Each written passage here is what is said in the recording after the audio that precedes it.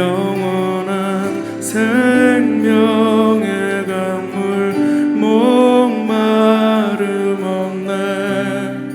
날 회복해 영원한 생명의 말씀 부족함 없네. 날 자유케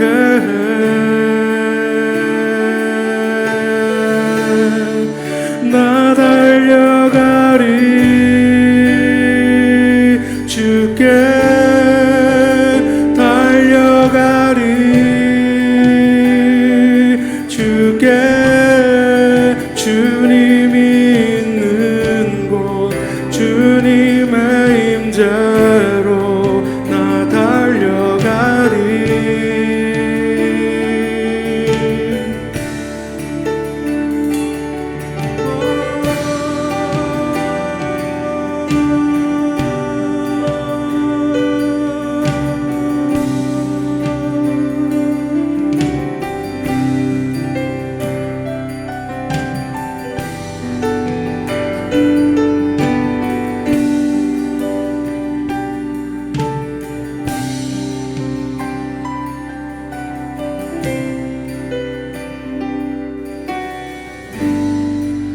주님의 임재를 사모하네.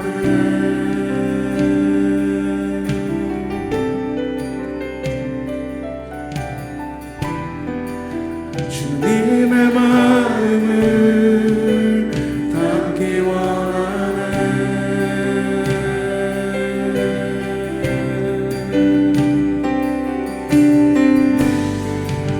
주님의 은혜를 사모하네.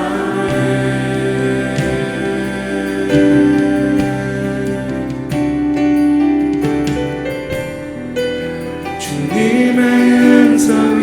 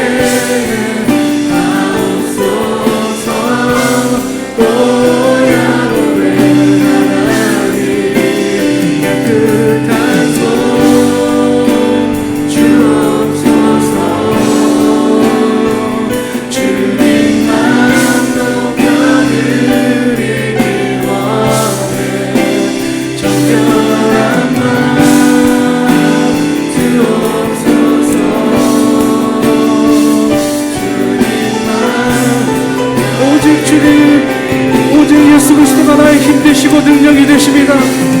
참 소망, 참 능력이 되어주시는 예수 그리스도, 오늘 나에게 말씀하여 주시옵소서. 하나님, 나를 만져주시옵소서. 진리의 성령님, 나를 자유케 하여 주시옵소서. 우리 주여 한번 외치고 기도합니다. 주여.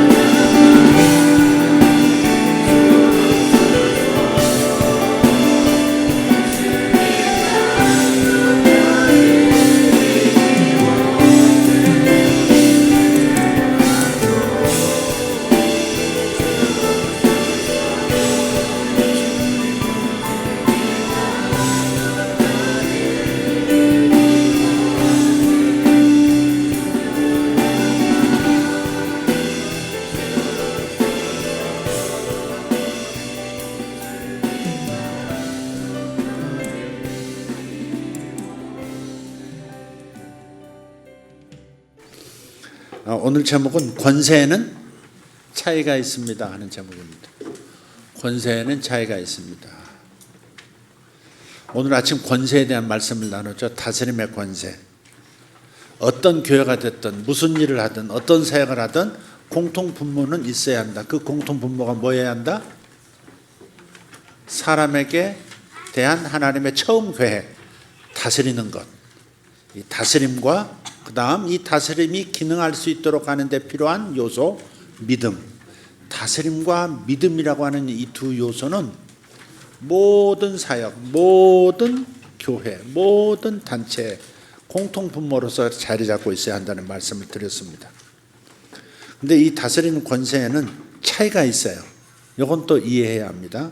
내부적인 권세가 있고요, 외부적인 권세가 있습니다. 내부적인 권세는 대표적으로 오종직임을 말합니다. 에베소서 4장 11절에서 12절을 보겠습니다. 앞을 보시면 나올 거예요. 나왔나요? 네.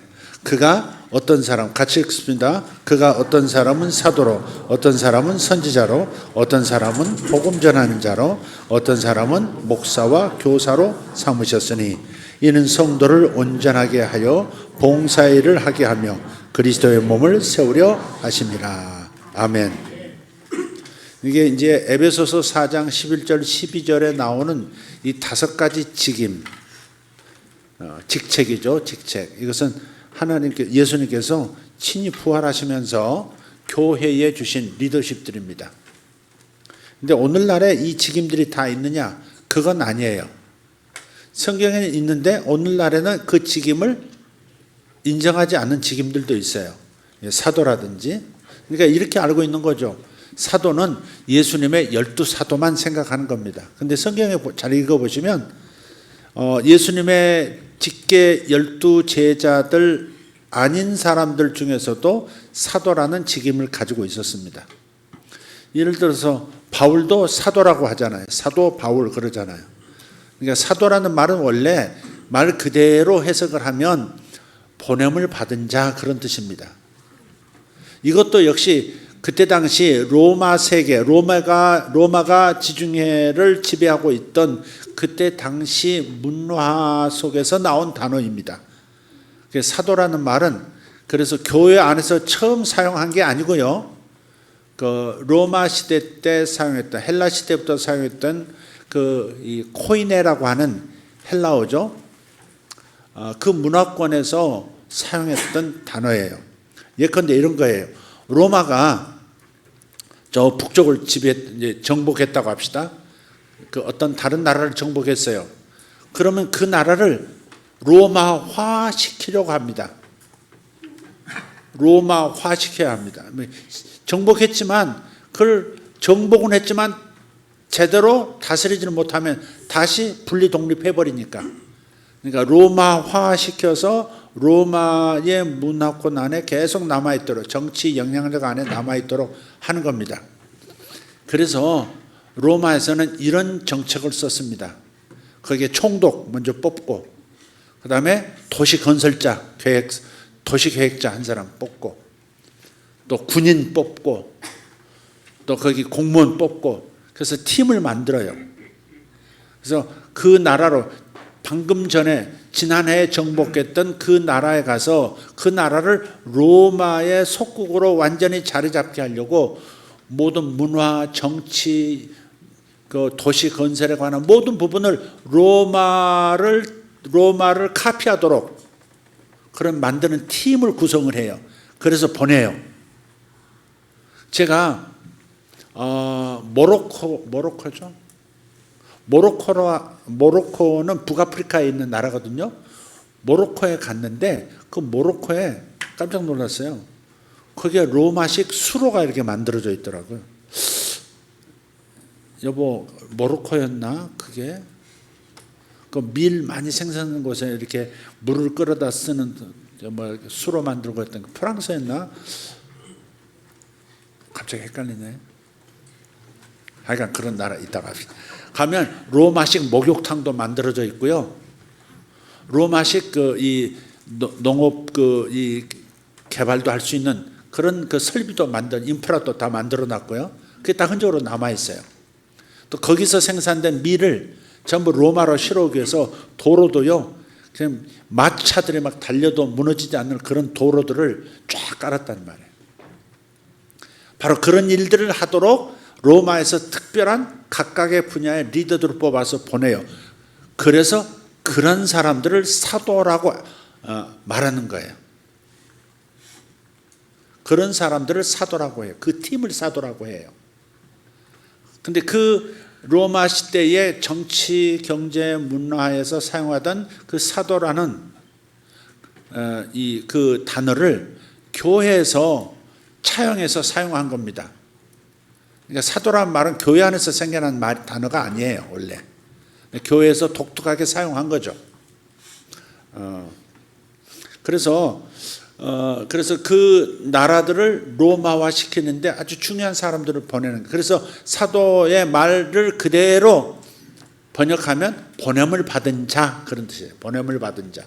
원래는 황제가 보낸 사람들인데 교회 안에서는 예수 그리스도께서 직책을 주어서 사명을 주어서 파송할 때 사도라 그러는 겁니다.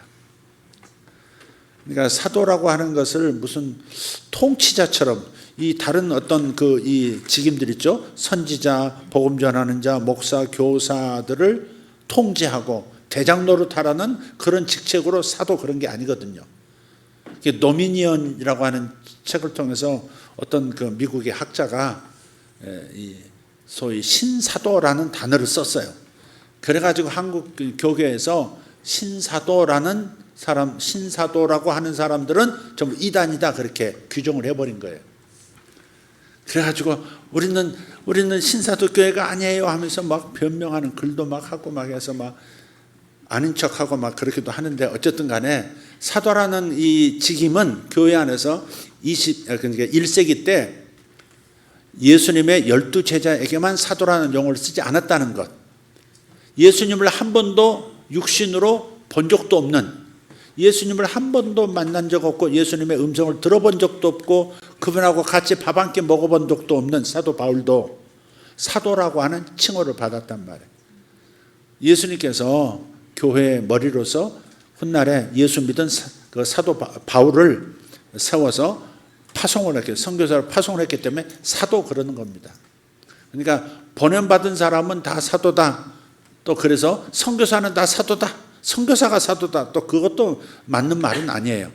어쨌든 교회, 그러니까 이 하나님 나라 문화를 세상 가운데 세우는 사람, 그 대표자들을, 그런 직임을 사도라 그렇게 생각하시면 됩니다. 저는 이렇게 해석해요. 저는 사도를 이렇게 해석을 합니다. 교회 개척 전문가. 교회가 하나님 나라의 전위부대 아닙니까? 그죠? 그러니까 교회 개척 전문가, 그게 사도다. 저는 그렇게 해석을 해버려요. 이거 가지고 시비 걸 사람은 없을 거예요. 하나님께서 보내셨어요. 뭘로? 교회 세우라고. 예수님도 교회를 세우기 오셨잖아요. 예수님도 교회를 세우려고 오셨다 그랬단 말이에요. 내가 교회를 세울 텐데 이 교회는 음부의 권세가 이기지 못한다. 그런 말씀하셨잖아요. 그러니까 예수님은 사도의 대표자이십니다. 사도 중에 사도, 대사도라고 하실 수 있죠. 왜? 아버지 하나님께서 보내셨으니까. 아버지께서 예수님을 이 땅에 보내셨으니까 예수님도 사도신 거죠. 사도. 히브리서에 예수님을 사도라고 표현을 합니다. 사도라고 표현을 해요. 예수님께서 제자들을 또 보내셨으니까 보내받은 사람들은 또 사도인 겁니다. 이게 이제 사도고요. 두 번째는 선지자입니다. 예언자죠. 예언자. 예언자는 예언 전문가입니다. 누구나 예수님을 모시고 있기 때문에, 성령 받았기 때문에 누구든지 예언의 영을 따라서, 예언의 감동을 따라서 예언할 수 있습니다. 여러분도 예언적인 꿈을 꿉니다. 부주중에 예언적인 말을 하기도 합니다. 나중에 보니까 내가 이런 말을 했었는데 이게 이거 이루어졌네? 이런 거 있잖아요. 예언을 합니다. 그러나 예언자는 예언 전문가다 그렇게 생각하시면 됩니다. 사도는 뭐 전문가? 교회 개척 전문가. 딴 사람은 가도 거기에 교회가 안 세워집니다. 아주 양반들만 모여가지고 아주 고집센 사람들 모여서 교회가 세워지는 꼴을 못 봅니다. 제사를 파괴하려고 온 놈들 해가지고 막 절대 교회를 못 세우게 합니다. 근데 하나님께서 감동해서 보낸 이 사도적인 이런 사람들은 거기다 교회를 세워버립니다. 그런 특징이 있습니다. 주님께서 기름 부어 보내신 사람은 그런 사도들은 교회를 세우는 능력들이 있어요. 그래서 교회 개척 전문가다 저는 그렇게 표현하고, 예언자는, 선지자는 예언 전문가다. 또 복음 전하는 자는 모두가 다 복음 전해야죠. 그죠? 모두가 전도해야 되고 모두가 예수의 증인이 돼야 합니다. 그러나 그 일을 전문적으로 하는 사람들이 있습니다. 잘해내는 사람들이 있습니다. 그런 사람들을 복음 전도자라고 합니다. 네 번째는 목사와 교사 그랬어요. 목사는 원래 원문대로 하면 셰퍼드, 목자입니다. 목자. 그러니까 양을 치는 사람들, 양을 케어하는 사람들, 그게 바로 목자입니다. 오늘날의 목사하고 조금 다릅니다. 오늘날에는 목사라는 직임을 가진 이들이 양들을 돌보죠. 그런 면에서는 목사가 목자 맞습니다. 그러나 목자는 목자로서의 특징이 좀 더 있는 존재들입니다. 돌보는 것, 사랑이 많은 것, 한 사람 한 사람 돌보는 능력이 커요. 잘 가르치기도 하고, 그리고 잘 사람의 마음을 보살펴 주기도 하고. 그러니까 오늘날의 목사님들 중에는 사도 같은 목사님도 있고요, 예언자 같은 목사님도 있고, 복음 전하는 목사님도 있고, 또 목자 같은 목사도 있는 거예요. 저는 잘 돌보는 사람은 아닙니다. 내가 아무리 봐도 사랑이 많고, 막 어떤 분들은 저한테 너무 좋게 보셔가지고 우리 목사님 사랑이 많으시죠 막 그러는데, 부끄러웠사옵나이다. 주여, 말할수록, 저분이 말할수록 주여 이런 마음이 듭니다. 막 사람들을 막 자식 돌보듯이 돌보고, 그러한 기질, 그러한 탤런트가 저는 좀 약합니다. 저는 그 맞습니다. 그쪽 전문가 맞습니다. 지적질 잘하고, 당신 틀렸어 고치죠 뭐 이런 거 잘하고, 당신은 저리 가야 합니다 이런 거 잘하지. 그래요, 마음이 아프시겠어요, 이리 오세요, 제가 어루만져 드릴게요, 그랬구나, 기도합시다, 이런 거 잘 못해요. 솔직히 살갑게 못해. 저는 못을 박아라 스스로. 근데 이것도 잘해야 되거든요. 사실 오늘날의 목사님은 다 해야 돼요. 교회 개척도 잘해야 되고요, 예언적이기도 하고 복음도 잘 전해야 되고 다 해야 되는데, 저는 몇 가지는 좀 하는데 몇 가지는, 대부분은 잘 못하는 사람입니다. 전복음 전도사님은 목자 같습니다. 내가 볼 때 목자가 맞습니다. 잘 돌보잖아요. 형제님 사랑합니다. 군대에도 막 편지 보내고 막 뭐 보내고 막 그런 거 잘해요. 잘 돌보는, 케어를 잘하는 분들이 있습니다. 김명범 집사님은 이제 신학을 하고 있는데, 이제 사역자가 되면 이 떠드는 건 잘할 것 같습니다. 떠드는 건 잘할 것 같습니다. 교사 그런 거 잘할 것 같습니다.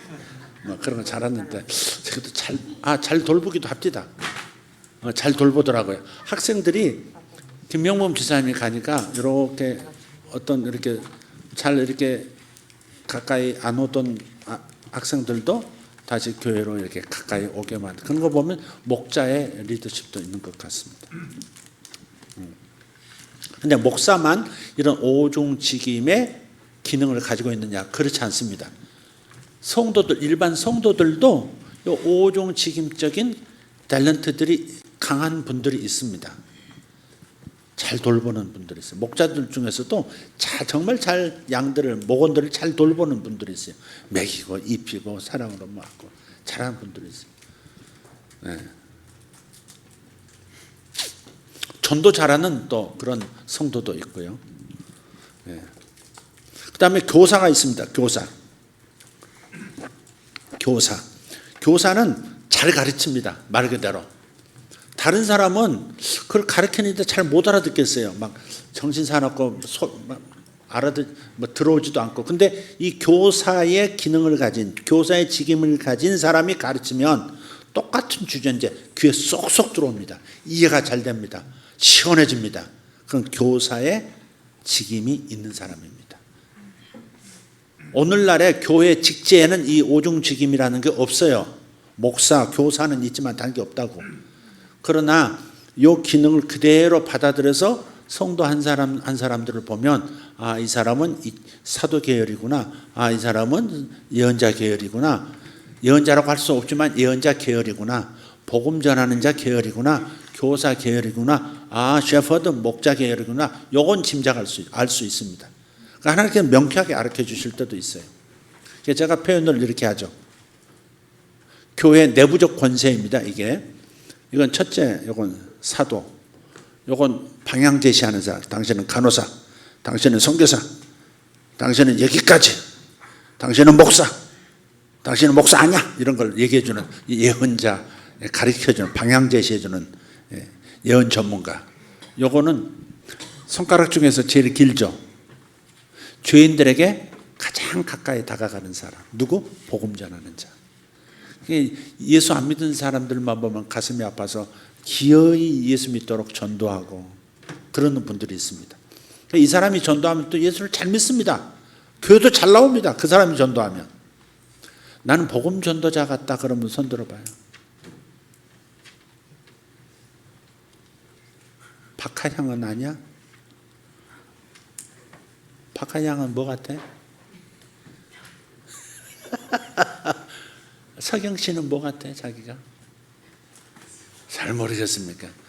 모든 것을 가지고 있다. 그렇게도 들립니다. 김선희 집사님은 목자? 아, 복음 전하는 자. 아, 나라오도 좋습니다. 김명범 집사님은 자신이 할 때 어느 쪽 기능이 더 가까운 것 같아요? 교사. 네. 교사 같은 목사 있습니다. 정말 잘 가르치는 목사 있습니다. 똑똑하다고 잘 가르치는 교사 아닙니다. 지식이 많다고 교사 아닙니다. 그냥 똑같은 주제인데 시원하게 다 알아듣게 만들어버립니다. 그리고 어떤 현상이 나타나잖아요. 성령의 현상이 나타날 때 이것은 성경 어디에 나오고 역사 속에서는 이러한 일이 있었다를 딱 끄집어내서 이 부분을 규명해 주는 역할도 교사가 합니다. 제가 그런 얘기 했죠. 중국에 한 500명 모이는 교회에 초청을 받아서 갔는데 그 담임 목사님이 픽업을 나오셨어요. 공항에. 앞에 중국인 운전사가 있고 오른쪽 조수석에 그 목사님이 앉아 계시고 나는 뒤에 혼자 앉았어요. 근데 공항에서 그 교회를 가는데 갑자기 이 가운데 손가락 끝이 굉장히 아프기 시작한 거예요. 이렇게 신호가 와요. 그래서 이럴 때는 두 가지. 이 사람 중에 누구 손가락이 아픈 사람이 있는 겁니다. 이 손가락이. 근데 그게 아니라 이게 상징일 때가 있어요. 이건 복음 전하는 자, 죄인들에게 가장 가까이 다가가는 손가락이라고. 복음 전하는 자를 뜻한다고 말씀드렸죠. 그래서 제가 하나님께 여쭤봤어요. 주님, 그걸 말씀하시는 건가요? 딱 그 순간에 그렇게 통증이 있던 게 싹 사라지는 거예요. 그래서 알았죠. 아, 하나님께 나한테 신호로 보내셨구나. 이 목사님은 복음 전하는 자이구나. 제가 알았단 말이에요. 그래서 목사님께 나중에 얘기를 했어요. 목사님, 지금 500명이나 되는 사람들 이렇게 모여 있는데 목사님은 전도를 하시면 몇 프로나 예수를 영접합니까? 그랬더니 그분이 대뜸 그러시더라고요. 99% 예수 영접합니다. 그러더라고요. 그런 확률을 가진 사람 있나요? 김선희 집사님 그러세요? 전도만 하면 즉각 끌려오고 전도만 하면 그 자리에서 예수 영접하고 그런 확률은 흔치가 않습니다. 근데 이분은 거의 100%잖아요. 100%잖아요. 그렇게 해서 전도된 사람들이 그 500명이래. 제가 이제 그래서 말씀을 드렸죠.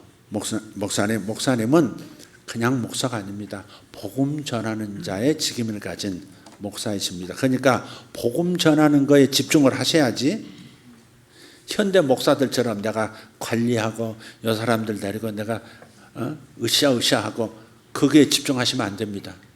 안 그러면 망합니다. 그랬어요. 내가. 그러고서 이제 집회 마치고 돌아왔죠. 얼마 있다가 소식이 들렸어요. 그분이 그냥 일반 목회자의 자리로 들어가 버린 거예요.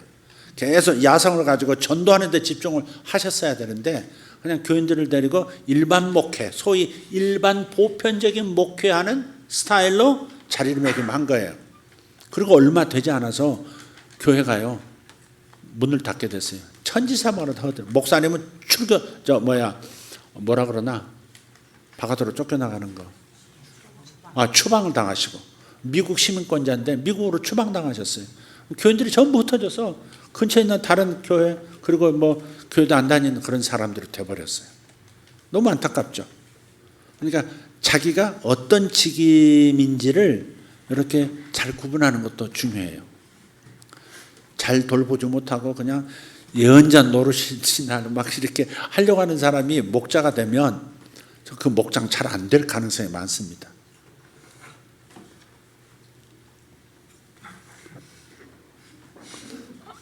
그래서 그걸 자기 은사를 잘 알아야 돼요. 자기 은사를 알아야 돼요. 어때요? 여기 사도, 요건 선지자, 요건 복음 전하는 자, 요건 양들하고 반지 끼는 손, 양들하고 결혼해버리는 사람들. 그냥 친정 아버지 같고 친정 오빠 같고 막 그렇게 느껴지게 만드는 분이 있어요. 제가 아는 어떤 권사님이 저한테 상담을 와줬는데 자기 아버지가 목사님이셨는데 자기 아버지 때문에 자기는 교회를 안 갔대. 아버지가 목사님이신데. 왜? 아버지가 쌀 생기거나 뭐 먹을 것만 생기면 전부 교인들만 갖다 주는 거야. 자식들은 좀 못 먹고 있는데 무슨 자기 자식도 먹이고 뭐 같이 이렇게 균형 있게 해야지. 전부 갖다가 교인들만 나눠주고 교인들만 사랑하고. 그게 상처가 돼가지고 자기는 예수 안 믿었대요. 어려서부터. 그리고 나중에 아버지가 순교하셨는데 마루 밑에서 그걸 봤대. 이렇게 막 옛날에 완장 탄 사람들 막 목사님들 잡아다가 이렇게 죽이고 그랬잖아요. 전쟁 때 대나무 꼬챙이로 아버지를 이렇게 죽이는 걸 마루 밑에서 본 거예요. 근데 하나님 믿는데 저렇게 죽어야 되나? 뭐 이런 상처들. 아버지가 자기 가족보다도 교인들만 그렇게 아끼고 교인들만 먹였던 거에 대한 상처. 그러니까 그분은 정말 조금 그걸 뭐 목자라고 해야 되나 싶지만 어쨌든 교인을 그렇게 사랑하는 걸 보면 목자 같은 목사님이셨던 거죠. 그게 아마 목자셨을 거예요. 근데 가정이 첫 번째죠. 사역이 첫 번째가 아니고 가정이 첫 번째입니다. 가정이 막 무너질 만큼 교회에서 사람들을 끌어다가 막 돌려대고 그러는 건 저는 정말 바라지 않습니다. 가정이 평안하고 사랑이 넘치고 행복해지는 것. 그게 참 중요합니다. 가정 무너지면 사역이, 목회자의 가정이 무너지면 사역을 어떻게 하겠습니까?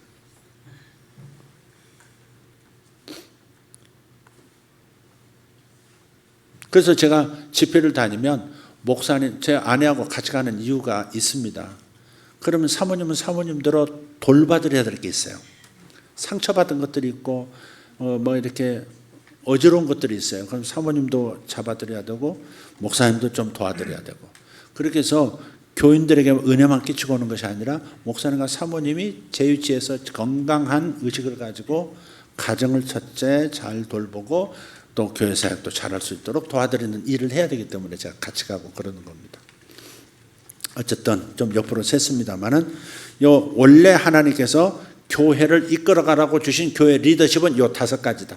사도와 선지자와 복음 전환자와 목자와 교사. 근데 이게 이렇게 돼 있어요. 사도를 요 사도 앞에 정관사가 붙어 있어. 호라고 하는 헬라어 관사가 붙어 있고 선지자에도 호 선지자, 호 복음 전환자. 근데 여기는 목자에는 호가 붙었지만은 교사에는 호가 안 붙었어요. 정관사가. 그건 뭘 뜻하냐면 목사는 교사와 교사 노릇도 함께 잘해야 된다 그런 의미예요. 목사와 교사 이렇게 번역을 그래서 한 거예요. 이게 목사와 교사 이렇게 붙여서 얘기한 거라고. 그러니까 목사님이 이 조동의 은사가 없으면 목사가 힘듭니다. 다행입니다, 김 집사님.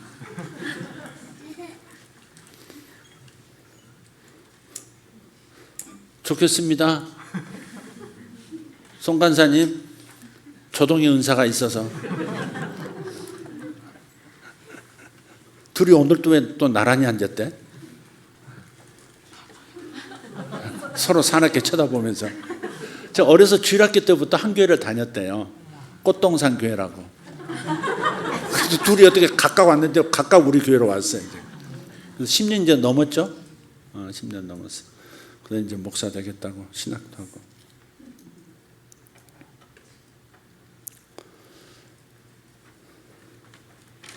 중이 제 머리 못 깎는다고 어떻게 저렇게 결혼을 못 할까요? 미치겠어.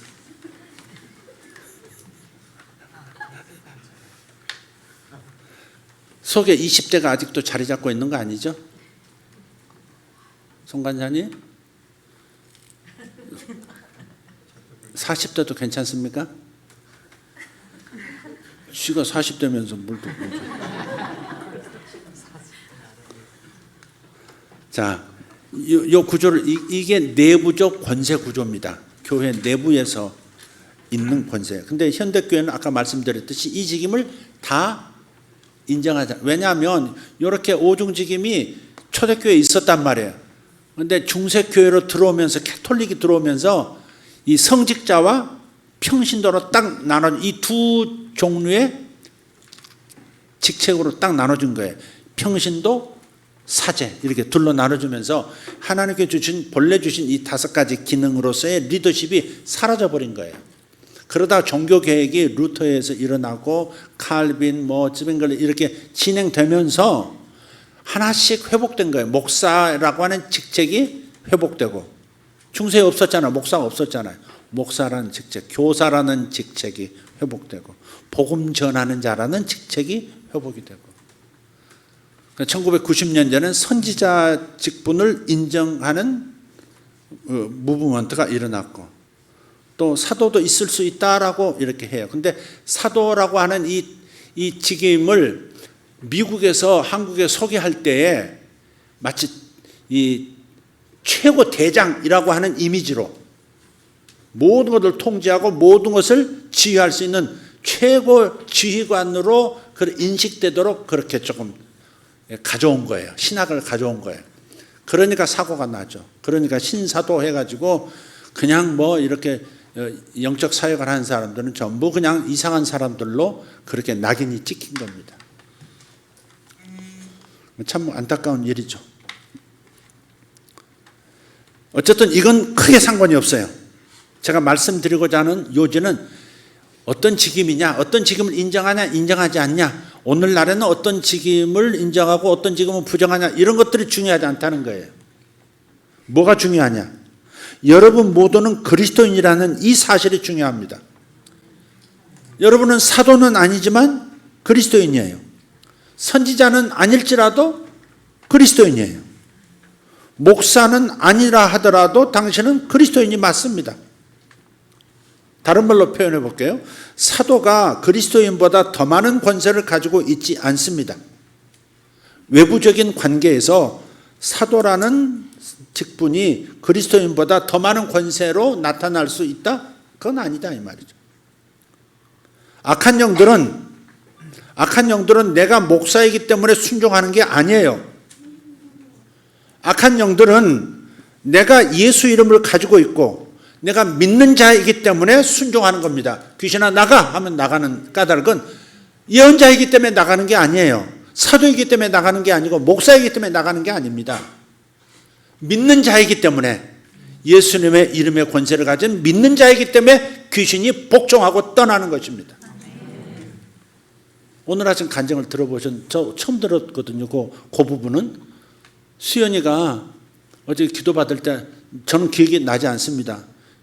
턱관절을 손을 대고 그냥 그 치유를만 기도한 게 아니라 뭔가가 있었겠죠. 그러니까 이 악한 영아 귀신아 이 아들을 놓고 나가 그런 거죠. 그 순간에 눈물이 확 쏟아지더라고 하는 간증을 엄마가 했죠. 눈물이 쏟아지고 나서 세상이 다르게 보이기 시작한 거죠. 나무가 저렇게 예뻤나? 하늘이 저렇게 맑았나? 뭔가 청명한 무슨 렌즈 하나가 하늘의 렌즈가 끼워졌다고 표현을 하더군요. 그럼 세상을 해석하고 세상을 보는 눈이 달라졌으면 행복해질 모든 조건이 다 온 거죠. 이제 수연이에게 사춘기의 그런 거 청년기의 갈등 이런 것들이 전혀 영향 끼칠 수 없는 그런 놀라운 하늘의 렌즈가 마음에 장착이 된 겁니다. 얼마나 놀라운 일이에요. 근데 그렇게 한 것은 내가 목사이기 때문에 귀신이 떠난 게 아니란 말이에요. 그 아이를 괴롭게 만들고 염세주의자 뭐라고 그랬죠? 공허한 인생 그렇게 개똥 철학도 하고 그런다대 요새. 그런데 그게 내가 그렇게 만드는 영이 내가 목사이기 때문에 순종한 게 아니라니까요. 예수 믿는 자이기 때문에 예수님의 이름의 권세 때문에 나간 거예요. 그렇다면 여러분도 동일한 사역을 할 수 있고 여러분이 믿는 자이기 때문에 귀신들을 복종시킬 수 있는 겁니다. 아멘. 예, 이걸 제가 말씀드리고 싶은 거예요. 오중직임이라고 하는 거, 오늘날의 교회 목사, 전도사, 장로직, 기타 등등 이런 직분은 내부 권세에 관한 것입니다. 예를 들어 보겠습니다. 어떤 사고가 거리에서 벌어졌다고 생각해 보세요. 그런데 그 근처를 지나던 새내기 경찰관이 가까운 파출소에서 왔어요. 근데 오자마자 차들을 통제하기 시작합니다. 훅 불면서 딱 하면 차들이 딱 섭니다. 그걸 돌아가기 시작합니다. 근처에 지나는 행인들도 오지 마십시오. 돌아가십시오. 라고 말하면 그게 다 순종하기 시작합니다. 차들이 왜 멈출까요? 왜 사람들이 멈춰 돌아갈까요? 그 사람이 경찰복을 입고 있기 때문에, 배지가 있기 때문에, 허리에 가스총이 달려있기 때문에, 그래서 그걸 보기 때문에 멈추어야겠다고 생각하는 겁니다. 그게 바로 권세입니다. 잠시 후에 경찰서장이 왔습니다. 넘지 말라는 통제선도 그냥 건너와 버립니다. 경찰관 앞으로 왔다 갔다 합니다. 왜냐? 그의 권세가 순찰 경찰관 권세를 능가하기 때문에 경찰이 제재할 수 없습니다. 내부적 권세 구조를 말하는 겁니다. 그러나 민간인들은, 일반 시민들은 그저 경찰관을 봅니다. 저 사람이 경찰서장인지 순찰 경찰관인지 고위직인지 하급 공무원인지 그 상관이 없습니다. 새내기인지 고참인지 상관하지 않아요. 일반 시민들은 그저 경찰관들에게는 권세가 있다 하는 것을 알 뿐입니다.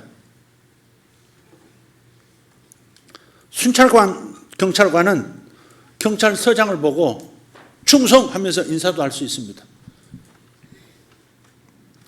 내부적 권세를 알고 있기 때문에, 조직 안에서의 내부적 권세를 알고 있기 때문에 그렇게 하는 겁니다. 그러나 일반 시민들은 고위직인지 하급 공무원인지 상관이 없다니까 경찰관이면 전부 순종해야 된다라고 하는 것을 알 뿐이다 이 말이에요. 그런 의미에서 내가 목사인지 그냥 일반 성도인지 장로인지 집사인지 그냥 일반 이제 막 들어온 초신자인지 상관이 없어요. 외부에 대해서는, 외부적 권세는 목사, 사도, 선지자 이런 것들이 아무 의미가 없다 이 말이에요. 그냥 믿는 자라고 하는 것이죠. 하나님의 자녀라고 하는 것이에요. 그래서 악한 영들은 그 믿는 자라고 하는 그 예수 그리스도의 사람이기 때문에 복종하고 집에서 떠나고 사람 속에서 떠나는 것입니다.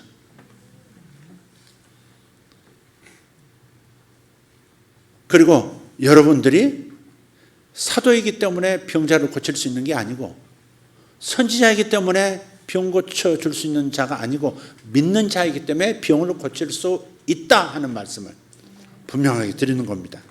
그러니까 핑계할 수 없습니다. 나는 특별한 사람이 아니기 때문에 라는 말이 통할 수 없습니다. 여러분이 내부적 권세가 없을지라도, 목사라든지 사역자라든지 하는 내부적 권세가 없을지라도 여러분이 주목할 것은 바로 나는 믿는 자라는 사실, 거기에 집중을 하시면 됩니다.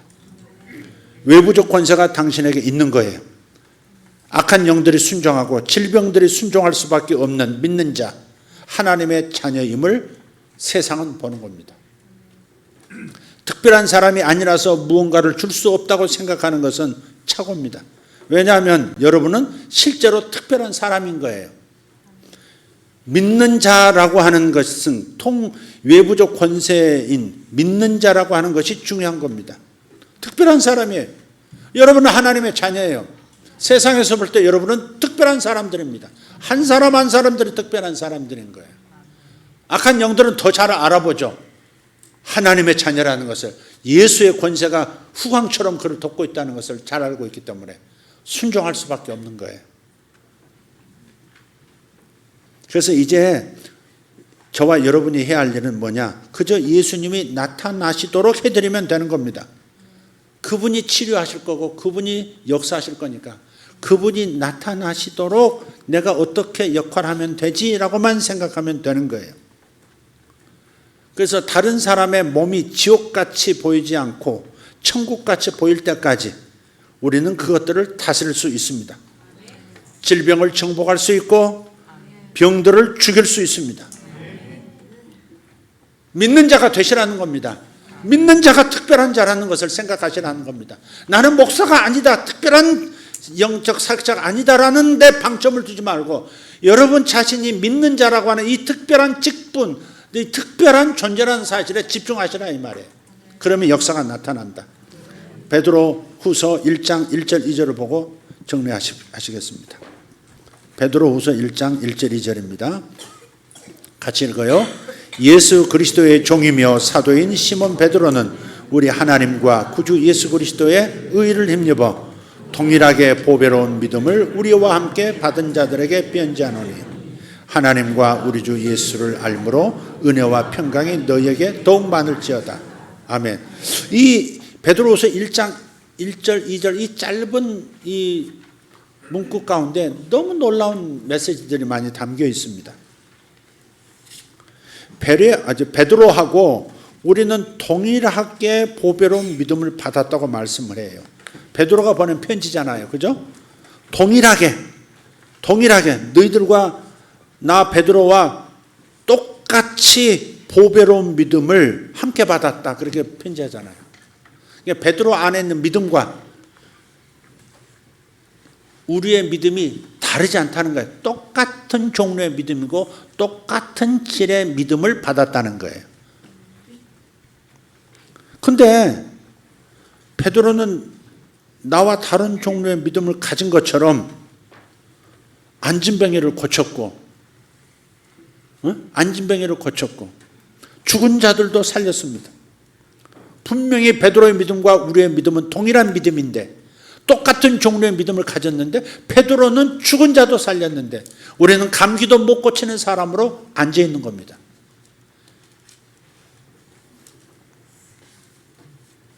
다른 말로 하면 우리는 베드로가 행한 것처럼 똑같은 일을 우리도 할 수 있다 하는 말이에요. 동일한 보배로운 믿음이라 그러잖아요. 동일한 보배로운 믿음을 함께 받았다. 베드로하고 나는 전혀 다른 믿음을 가진 게 아니라 특별한 사람이 아니라는 겁니다. 야고보 사도는 이렇게 말을 했죠. 엘리야도 우리와 똑같은 성정을 가진 사람이라 그랬어요. 성질 부릴 줄 알고 실망할 줄도 알고 낙심해서 도망갈 줄도 아는 사람이 베드로였죠. 엘리야였고 우리도 그럴 수 있다 이 말이죠. 똑같아요. 똑같은데 어떻게 해서 엘리야는 기적을 행하는 사람이고 베드로는 병자를 고치고 그림자만 지나가도 병자들이 일어나고 귀신 들린 자들이 다 해방이 되느냐 이 말이에요. 그림자가 시장에 지나가면 그림자가 싹 병자에게 닿으면 병자가 병이 나버리는 거예요. 이것도 일종의 그림자 접촉이긴 하지만 역사가 일어나는 겁니다. 왜 그러냐 이거죠. 생각의 차이입니다. 생각을 나는 특별한 사람이 아니야. 특별한 직분을 받은 사람이 아니야. 나는 사도도 아니고 선지자도 아니고 복음 전환자로 파송받지도 않았고 목자도 아니고 교사도 아니야. 나는 교회에서 사역자도 아니고 간사도 아니고 그냥 간사할 뿐이야. 뭐 이러면서 그렇게 스스로 내부적 권세로 스스로를 능력 없는 자로 차단을 시키는 그 생각 때문에 우리가 할 일을 못하는 것이다 이 말이에요. 우리는 그렇게 너무 가르침을 받아왔어요. 목사님은 축복할 수 있지만 성도들은 축복 못한다 이런 뜻이에요. 그래서 가끔 대표기도 할 때 주님 우리 모든 성도들을 축복합니다 하면 어색해하는 거야. 딱 그 느낌이 와요. 왜 여러분이 축복 다른 사람 못 합니까? 축복할 수 있죠. 그 축복은 효력 있게 역사할 수 있습니다. 믿음을 가지고 사용하느냐 사용하지 않느냐에 따라 다른 거죠. 축복할 수 있습니다. 담대하게 선포할 수 있습니다. 송가사님에게도 내가 그랬죠. 찬양인도 할 때 성령께서 감동 주시면 담대하게 선포하라고. 예언적으로 선포해도 괜찮다고.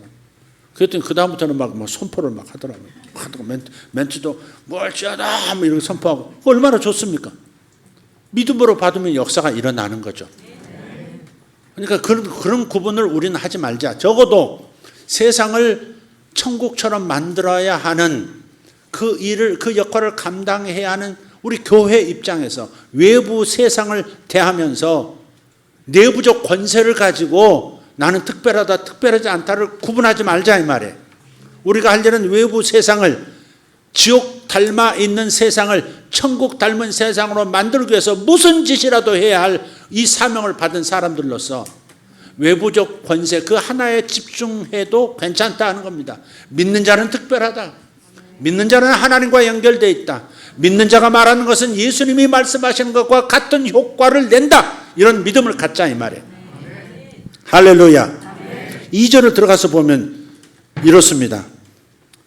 은혜와 평강이 더욱 많아지는 방법이 뭐냐를 말하고 있어요. 은혜를 더 많이 은혜가 많이 더 나타나고 평강이 더 풍성하게 나타나게 하는 비법이 어디 있느냐? 그 앞에 있습니다. 하나님과 우리 주 예수를 알므로 그랬어요. 알므로. 아는 만큼 행할 수 있습니다. 아는 만큼 능력을 발휘할 수 있습니다. 아는 만큼 전진할 수 있습니다. 그러니까 하나님을 알고 예수를 아는 지식에서 깊어져야 하는 겁니다. 생각이 그만큼 차원을 달리하는 겁니다. 오늘 아침 말씀이 뭐였습니까? 우리가 악한 영들을 다스릴 수 있는 권세가 있다는 걸 알아서 우리는 악력 귀신도 쫓고 사역을 그렇게 했습니다. 그리고 때로는 외부의 어떤 일에 대해서도 명령하면서 그 일이 변화되도록 우리는 역사도 했습니다. 결과도 봤습니다. 그런데 땅에 움직이는 모든 생물들 가운데 박테리아, 세균, 바이러스를 넣지 않았다는 것, 그것도 포함하고 있다는 사실을 놓쳤던 겁니다. 제가 놓친 거죠. 그렇으면 코로나 상황에서 내가 그 코로나 바이러스에 희생당할 이유도 없고 고통당할 이유도 없고 성도들이 그런 고통을 겪도록 할 이유도 없는 그런 모습으로 여러분 앞에 섰을 거고, 이렇게 병자를 고치듯이 바이러스도 소멸시키는 능력을 발휘했을 겁니다. 물론 주님의 능력이지만. 그래서 주님을 더 깊이 알아가는 것이 중요하다 이 말이에요. 그게 은혜를 넘치게 하고 그게 평강을 넘치게. 평강이란 말은 샬롬이죠. 샬롬은 그냥 마음의 이너 피스, 마음이 평안해요 목사님, 요즘 마음이 더할 나위 없이 좋아요, 이것만을 말하는 게 아닙니다. 정서적인 평안만을 말하는 게 아닙니다.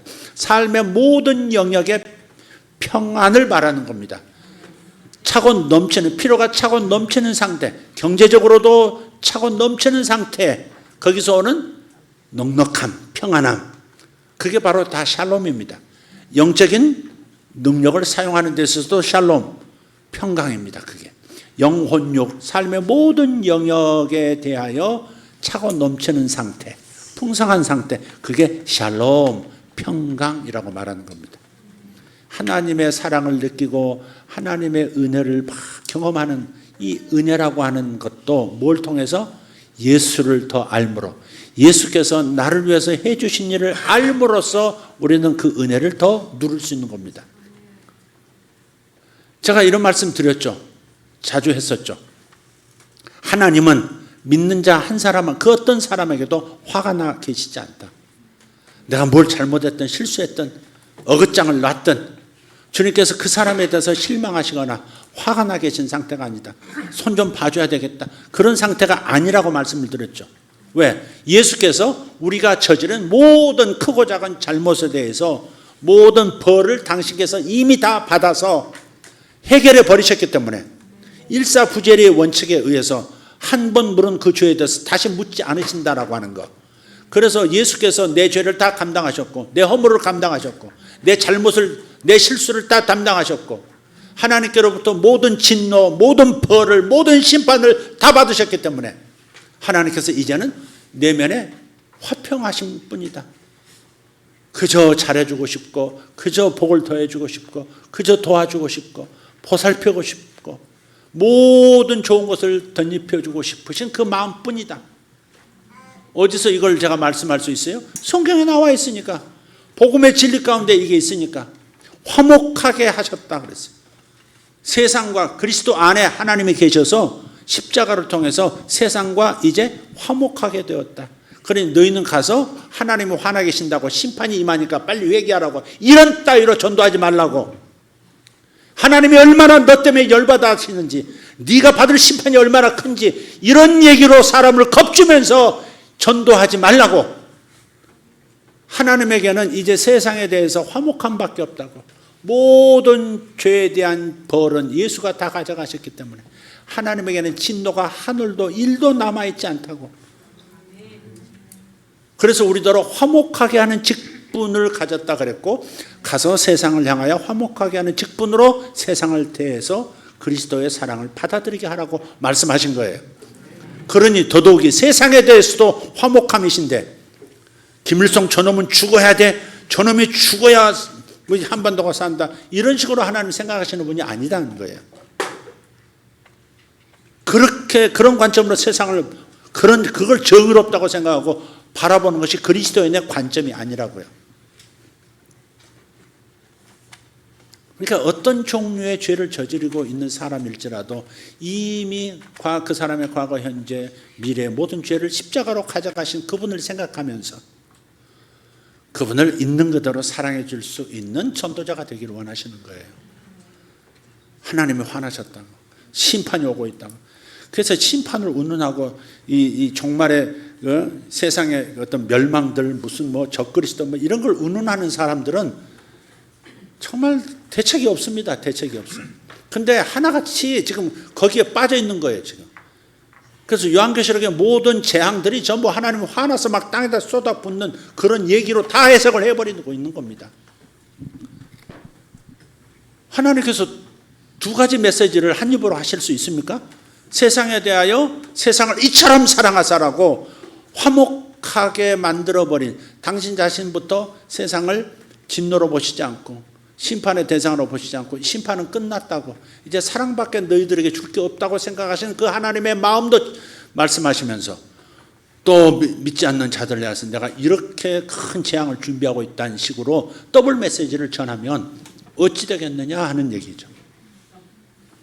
그래서 우리가 복음을 더 깊이 들여다보고 진리를 깊이 이해함으로써, 오늘처럼 바이러스는 다룰 수 있는 권세가 내게 없다고 생각함으로써 그냥 코이러스에 일방적으로, 코이러스가 아니고 코로나 바이러스에게 일방적으로 그냥 두려워하면서 끌려가고, 한 번은 다 걸려야 돼 이러면서 한 번도 안 걸린 종족이 있다네. 여기 현잠에 한 번도 안 걸렸다며. 그 다스림의 권세를 이미 알고 있었습니까? 대단합니다. 할렐루야. 저런 사람의 피를 많은 사람들이 요구한대. 탁하지 않아서 순수한, 아니다, 저것도 아니다, 이제 면역이 없기 때문에 안 돼. 한 번 걸려서 생긴 면역이, 백신 맞고 생긴 면역 말고 백신 없이 그냥 천연 면역 가진 사람들의 피를 수혈받고 싶어 한대, 사람들이. 몸값이 제법 있습니다, 저도. 자, 은혜와 평강은 어디서 더 많아져요? 하나님을 알고 예수 그리스도를 아는 만큼 은혜도 평강도 누릴 수 있다. 그러니까 제가 복음에 대해서, 진리에 대해서 더 깊이 들어가 보자 하는 거예요. 알고 있는 것을 알고 있는 것으로 끝내지 말고 발을 한번 떼보자. 나는 오동춘 집사가 갈수록 지혜를 잘하고 있습니다. 메뚜기 타법이 너무 좋습니다. 이런 얘기 말고, 목사님 이번 주에 이 찬양할 겁니다, 그런 거 말고, 목사님 제가 이번 직장에서 2사람 병을 고쳤습니다. 지난주에 3사람이었는데 너무 억울합니다. 이번에 4사람 고쳐야 되는데 2사람밖에 병 고치지 못했습니다. 이런 보고를 듣고 싶은 거예요. 오동춘이 있나 없나? 있구나. 여기서 찬양만 잘하고 그러지 말고 외부적 권세를 사용해서 믿는 자로서 내가 이런 표적을 나타냈습니다, 하나님이 나를 이렇게 써주셨습니다, 그렇게 얘기하라고. 자, 기도하겠습니다. 다 같이 일어나실까요? 하나님 감사합니다. 아버지, 내부적 권세가 중요한 게 아니라 우리 모든 믿는 자들은 외부적 권세를 알고 이해하고 사용하는 것, 그것이 더 중요하다는 사실을 오늘 깨달았습니다. 물론 내부의 권세도 내부의 질서도 인정하는 태도 중요하지만 우리가 정작 중요하게 생각하고 항상 놓치지 말아야 할 것은 외부적 권세, 믿지 않는 세상에 대한 권세가 우리에게 있다는 사실을 기억하고 나가서 하나님의 자녀로서 특별한 은총을 세상에 나눠줄 수 있는 사람들 되어지기를 원합니다. 천국의 건강을 질병이 있는 자들에게 나누어 주어 지옥 같은 삶을 끝장내고 천국의 삶이 시작되도록 만들어주는 것, 그것이 바로 우리의 사명인 줄 믿고 우리의 마땅히 해야 할 바인 줄 오늘 알았습니다. 다시 한번 우리 기도합니다. 아버지 하나님, 외부적 권세, 믿는 자의 권세를 가지고 세상을 천국같이 바꾸는 일에, 고치는 일에 아버지 인생을 드리게 하여 주시옵소서. 주님, 제가 여기 있습니다. 그렇게 기도하게 도와주시옵소서. 주님, 제가 여기 있습니다. 그리고 제 안에 주님이 계신 것을 저는 압니다. 주님의 권세로 저의 권세를 삼고 지금 나가서 사역하겠습니다. 병든 자를 보면 피하지 않겠습니다. 병든 자를 보면 천국을 닮을 때까지 고쳐주는 그 사역을 하겠고 그를 자유케 만드는 일에 주의 통로가 되겠습니다. 아버지 하나님, 병든 자를 저에게 만나게 해주십시오. 기도하겠습니다. 병든 자를 만나게 해주십시오. 기도하겠습니다. 낫게 하겠습니다. 주의 권능을 체험하기를 원합니다. 하늘의 통로가 되기를 원합니다. 복의 근원이 되기를 원합니다. 하늘의 자원, 모든 건강, 모든 부요, 모든 형통, 모든 지식, 모든 지혜를 나눠주는 청지기가 되겠습니다. 주여, 나를 사용하여 주시옵소서. 아니, 제가 주님께서 나를 통해 일하실 수 있도록 제가 주님 앞에 저를 드립니다. 아버지, 제가 적극적으로 나서겠습니다. 적극적으로 배 바깥으로 나가 바다 위를 걷기 시작하겠습니다. 하나님께서 동역해 주실 것을 믿습니다. 믿음을 갖게 하여 주시옵소서. 성도들이 믿음을 가지고 병자들을 대하고 천국의 건강을 나눠주게 하여 주시옵소서. 느낌으로 사역하지 말고 하나님의 말씀에 명령으로 알고 순종하여 기적을 획득하게 하여 주시옵소서. 예수님의 이름으로 저들을 축복하며 기도합니다. 이 시간 다같이 주여 한번 부르고 동성으로 기도합니다. 주여, 주여, 주여. 감사합니다. 할렐루야. 샤바라카리마 샬라다리아 폴로스 이바라디아르돈 제르돌로 가르도베레 슐라바르탄논스 인그라셀라이덴 제루살렘 바카리 안도로스 이나갈덴 다라티노메레 슈알라바라. 할렐루야, 할렐루야. 방언으로도 기도하시고 우리말로도 기도하시고 주여, 이 손을 사용하시옵소서. 제가 손을 얹겠사오니 이 손을 사용하시옵소서. 손을 얹겠사오니 이 손을 사용하여 주시옵소서. 주님, 감사합니다. 주님의 영광이 나타나기를 원합니다. 주님이 나를 통해 나타나시기를 원합니다. 제가 움직이겠사오니 주님도 움직여 주시옵소서. 제가 움직일 때 주님도 움직이실 것을 믿습니다. 제가 명령할 때 주님께서 명령과 함께 역사하실 것을 믿습니다. 주여, 병자를 치료하는 자들, 병을 치료하는 교회, 아버지 하나님, 악한 영들을 축사하는 교회, 아버지, 병자들이 낫는 교회, 병자들이 와서 고침받고 가는 교회 되게 하여 주시옵소서. 주님, 감사합니다. 우리의 임재, 하나님의 임재, 우리의 임재, 하나님의 임재, 우리의 손, 하나님의 손, 우리의 손, 주님의 손, 우리의 발설, 하나님의 명령, 우리의 발설, 하나님의 역사, 하나님의 명령이 된 줄 믿습니다. 주님, 감사합니다. 만 높여드리기 원해.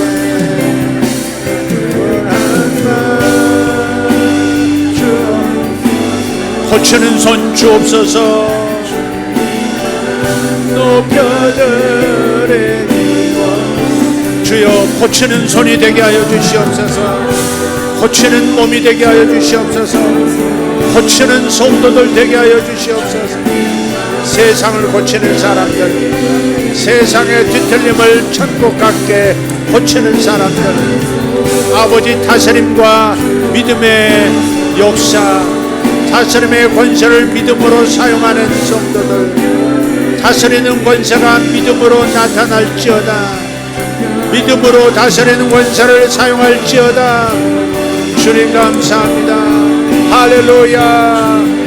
아멘. 주님 감사합니다. 아픈 사람은 자신의 몸에 손을 얹고 명령하세요. 명령하시면 주님께서 명령과 함께 일하실 겁니다. 명령하세요. 약함은 떠날지어다. 이러이러한 병은 떠날지어다. 이런 병은 녹을지어다. 이 병은 녹을지어다. 이 아픔은 사라질지어다. 이 무거움은 떠나갈지어다. 주님 감사합니다. 할렐루야. 자가 치유하십시오. 자기를 치유하십시오. 오라티아라바카리 노모 샬론도로스 이마라가리오 소레티오 망가라시아라바 이마랄라디알라 샬라카리안소 인드라살라이드 인드루살람. 아멘 아멘. 어떤 사람에게 작곡의 은혜가 임합니다.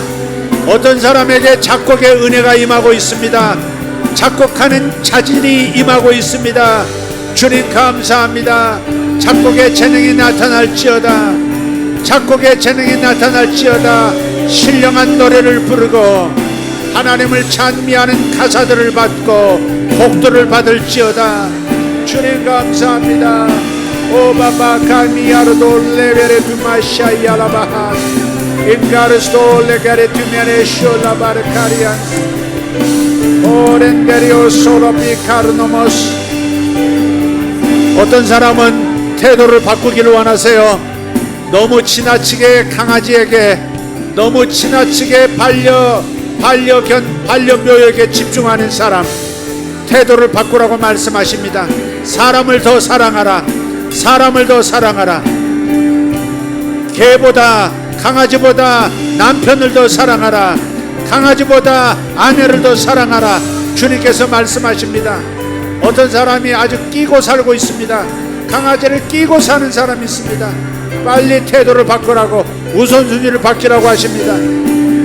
그 일을 행할 때 가정에 좋은 일들이 일어날 겁니다. 예수 이름으로 축복합니다. 할렐루야. 주님 감사합니다. 주님 감사합니다. 아버지 하나님 감사합니다.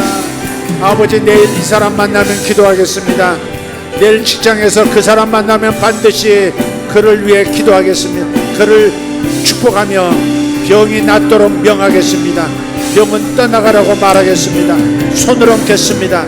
그냥 손을 얹겠습니다. 병이 나을 줄 믿습니다. 제가 직장에서 그 사람에게 반드시 손을 얹겠습니다. 제가 가족 누구에게 반드시 손을 얹겠습니다. 병 손을 얹은 자에게 나음이 있으리라.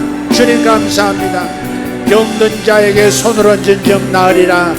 병든 자에게 손을 얹은 점 나으리라. 이 말씀이 모든 이들에게 현실 안에서 나타날지어다. 주님 감사합니다. 아멘 아멘. 주님 감사합니다. 할렐루야 할렐루야. 오레 테베리 코르나마스. 어떤 사람 작은 종류의 열쇠를 받습니다. 뭔가를 획득하는 열쇠를 받습니다. 뭔가를 쥘 수 있는, 뭔가를 취할 수 있는 그런 자격의 열쇠를 받고 있습니다. 예수님 감사합니다. 예수님 감사합니다. 할렐루야. 여러분, 그런 일이 일어날 때 보고해 주시기를 바랍니다. 보고해 주시기를 바랍니다. 예수님 감사합니다. 치료가 필요한 분 더 기도 받으셔야 하면 앞으로 나오십시오. 주님 감사합니다.